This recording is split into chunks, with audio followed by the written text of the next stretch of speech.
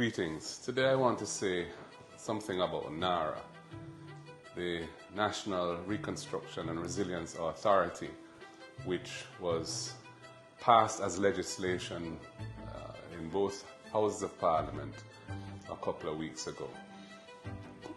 The opposition had opposed the legislation in its current form, as we made very clear, not because we're against trying to expedite projects and national development, but because this entity is being set up, which is going to have control over the spending of billions and billions of dollars of resources.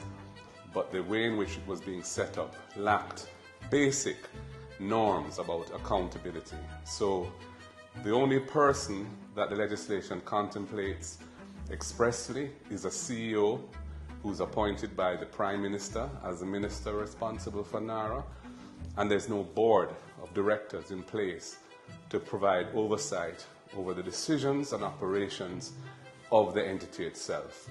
This is a public body being created by statute with no public board. It's an aberration, and we think it's a major flaw in the design of this legislation, given the importance of the functions and the level of resources over which NaRRA will have control. It's unfortunate that the Prime Minister has recently been saying things that the entities within our society that have raised concerns about that issue and other issues, because there are other issues affecting this legislation, are somehow motivated by some adverse or malicious intent, as if they're politically motivated in pointing out the weaknesses in the legislation. The reality is that the NaRRA legislation is problematic in its current form and needs to be amended. A board needs to be appointed. This committee that they're seeking to establish, which they call JAMROC, is not mentioned in the legislation. The legislation doesn't even facilitate the sharing of information with JAMROC by NaRRA.